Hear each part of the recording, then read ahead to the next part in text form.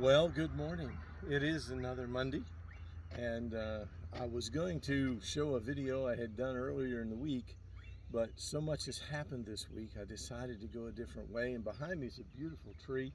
They're all over down here, blooming, and it's just gorgeous. And it reminded me of the things that went on this week. So behind me are the flowers of the tree, and as they bloom, and of course in flowers in Spanish is flores, and the reason it reminded me of it is what happened on Saturday.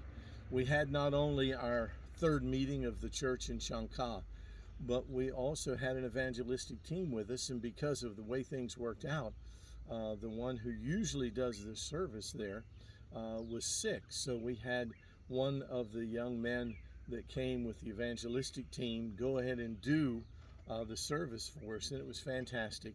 And then, of course, after eating, we went to another village to start another church. We wanted to get into another village. It's one that Maurice's wife's family is in, and the name of the city is Santo Rosa.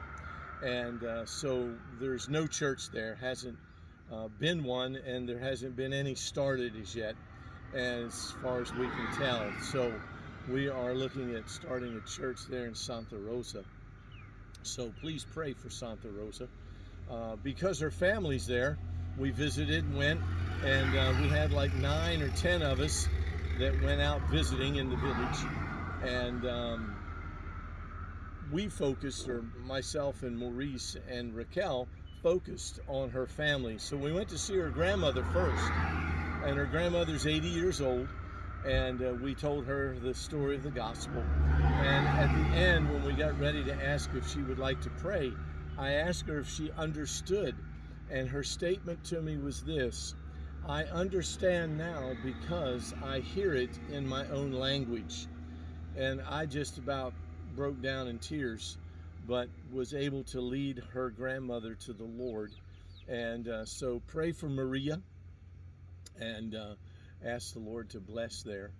She's probably one of the oldest ones in the city of Santa Rosa. And then we went around the corner to one of Raquel's aunts and uncles' houses.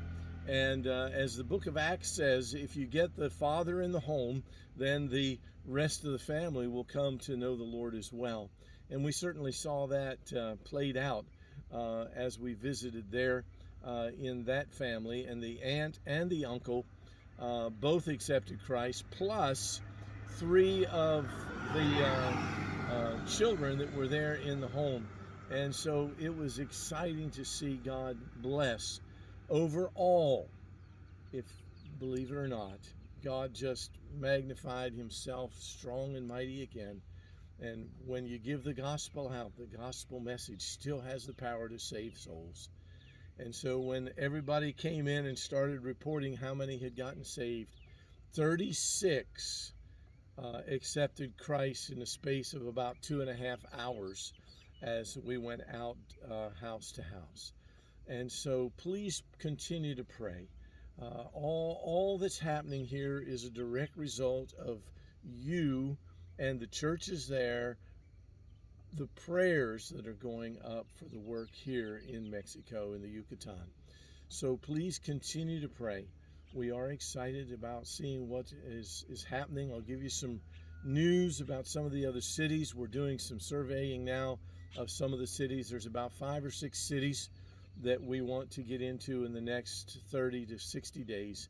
And so thankfully, the prayers of God's people are being answered. And so thank you so much. Continue to pray. Oh, one other note, and I know this might run just a hair long today, but my home church took up an offering for a truck for Pastor Yvonne, and we were able to buy that truck, purchase it.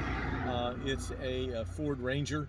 It's got low mileage, even for here in Mexico. It's low mileage, and the truck's in great shape. It has a long rack that came with the truck on it, and we were able to put it on.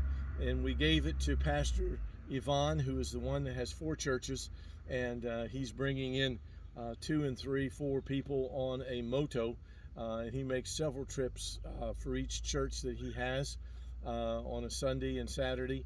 And so we were thankful to be able to give that to him. So thank you so much again for your care of the pastors and the churches here in Mexico. Until next week, we will see you later. Continue to pray.